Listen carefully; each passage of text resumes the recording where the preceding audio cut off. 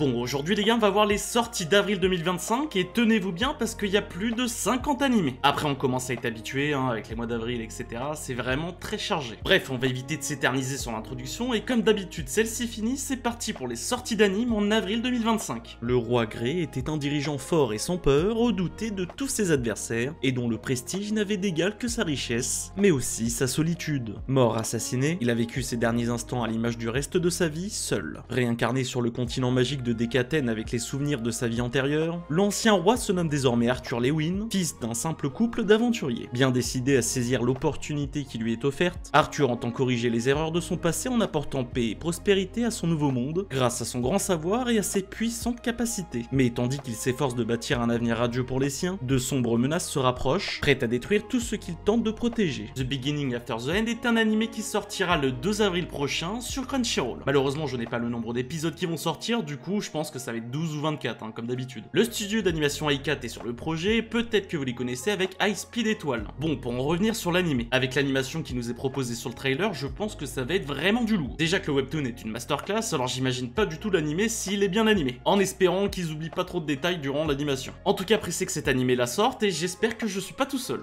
Fraîchement élu délégué de sa classe, Sakura Haruka se retrouve rapidement confronté à un défi de taille. Quand Masaki Anzai, un de ses camarades de première année, devient la cible de Kill, un gang redouté pour sa brutalité, les ennuis ne font que commencer. La situation se complique encore lorsque le groupe découvre que Nagato, un ami proche d'Anzai, a été contraint de rejoindre les rangs de Kill sous la menace. Déterminé à assumer son nouveau rang et à protéger ses amis, Sakura entraîne la classe dans une violente confrontation au cœur des entrepôts abandonnés où Kill règne en maître. Cependant, ce qui devait être une mission de sauvetage dégénère rapidement et la classe de première année se retrouve dos au mur, dans un face-à-face dangereux et imprévisible. Winebreaker saison 2 sortira le 3 avril prochain sur Crunchyroll avec 12 épisodes de prévus. Le studio d'animation Cloverworks est toujours sur le projet, je pense que vous les connaissez déjà car ils ont déjà travaillé sur Spy Family ou encore Promise Neverland. Bon, est-ce que j'ai vraiment besoin de parler de la saison 1 de Winebreaker qui a été vraiment une masterclass? Je ne pense pas. Donc c'est en toute logique que la saison 2 sorte et je suis plutôt ravi. En tout cas, ça nous fait oublier le Tokyo Revenger que je n'aime pas du tout et franchement ça fait plaisir. Bref, en tout cas, super hype pour cette sortie les gars.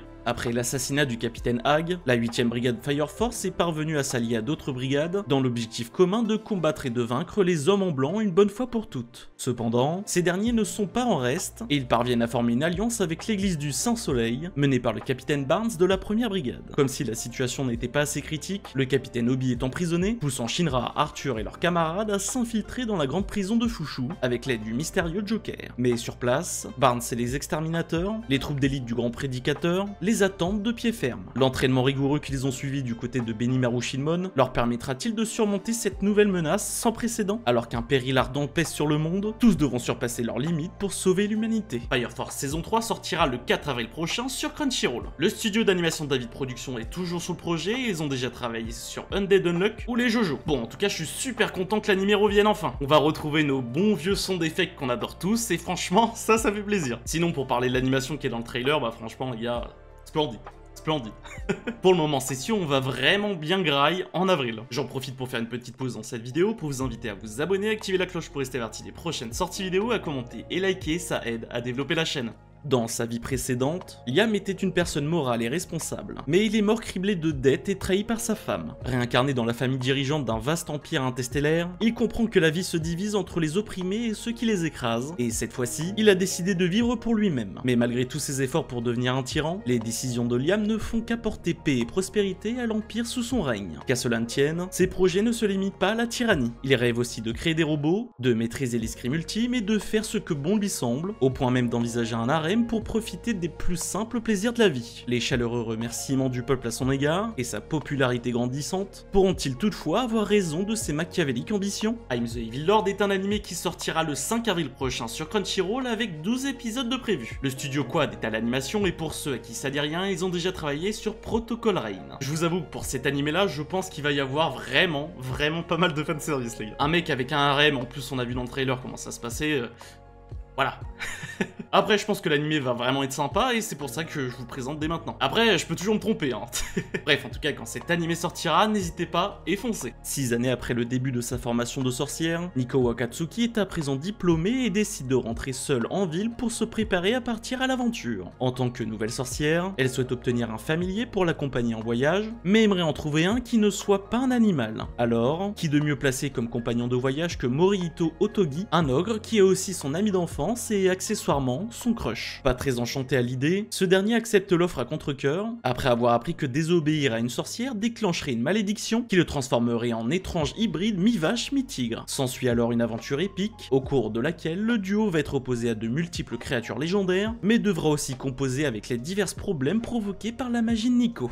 Witch Watch est un animé qui sortira le 6 avril prochain avec 24 épisodes qui seront disponibles sur Netflix, sur Crunchyroll et sur ADN. Alors là, lui il est tranquille. Biburi Animation Studio est sur le projet, je pense que vous le connaissez sûrement avec les 100 petits amis qui t'aiment à en mourir. Alors sur cet animé là les gars, j'ai pas vraiment grand chose à dire. L'animation est quali, l'histoire a l'air d'être sympa et originale. En plus si c'est avéré que l'animé est bien, il y a 24 épisodes les gars, on va pouvoir se régaler. Bref, en tout cas je suis super hype pour ces animés là. Bon, comme d'habitude, je vous ai présenté quelques animés en profondeur avec le synopsis, la date, etc. Et maintenant on va passer aux titres, aux dates et aux plateformes. Du coup accrochez-vous bien parce qu'il y a quand même plus de 50 animés les gars. Et si jamais vous n'arrivez pas à suivre les gars, bah tout sera en description, vous inquiétez pas. Du coup on a Once Upon a Witch Death qui sortira le 1er avril sur Crunchyroll, The Catcher in the Ballpark le 1er avril sur Crunchyroll, Please Put Them On Takamine-san qui sortira le 2 avril sur Crunchyroll, The Two Perfect 5 qui sortira le 2 avril sur Crunchyroll, Miru qui sortira le 2 avril prochain sans plateforme, Your Forma qui sortira le 2 avril prochain sans plateforme, Rock is the Lady's Modesty qui sortira le 3 avril sans plateforme, The Brilliant Healers New Life in the Shadow qui sortira le 3 avril prochain sur Crunchyroll, Bye Bye Earth saison 2 qui sortira le 4 avril sur Crunchyroll, The Dinner Table Detective qui sortira le 4 avril sans plateforme, Can a Boy Girl Friendship Survive le 4 avril qui sortira sur Crunchyroll, Black Butler saison 5 qui sortira le 5 avril sur Crunchyroll,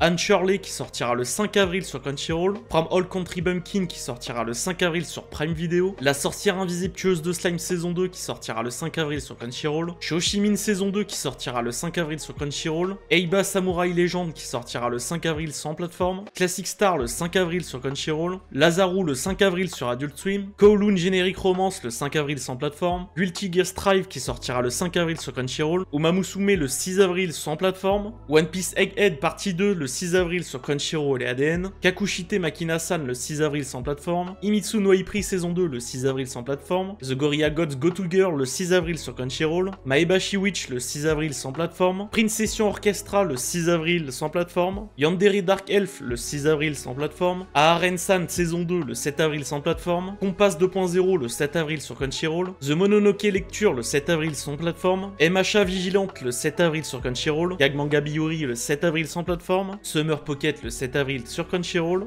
Zatsutabi Zatjournée le 7 avril sur Crunchyroll, The Shunji Family Children le 8 avril sur Crunchyroll, Apocalypse Hotel le 8 avril sans plateforme, Mobile Suit Gundam le 8 avril sur Prime Video, Zenryoku Usagi saison 2 le 9 avril sans plateforme, Anadol le 9 avril sans plateforme, Ushujin Mumu le 9 avril sans plateforme, Moonrise le 10 avril sur Netflix, Ninkuro le 10 avril sur Crunchyroll, Theogonia le 11 avril sur Crunchyroll, Mono le 12 avril sur Crunchyroll, Food for the Soul le 12 avril sur Crunchyroll, No Longer Ranger saison 2 le 13 avril sur Crunchyroll, et pour finir Konosuba saison 3 bonus stage avec 2 épisodes le 25 avril sans plateforme. Devinez qui a oublié de tourner l'outro. Ouais, c'était bien moi les gars. Bref, comme vous avez vu, il y a vraiment pas mal de sorties et j'espère qu'on va pouvoir se régaler. En tout cas, j'espère que la vidéo vous a plu et que vous avez eu toutes les informations que vous voulez. Et comme d'habitude, on se retrouve vendredi prochain à 16 h. C'était Marathieu. Ciao, ciao.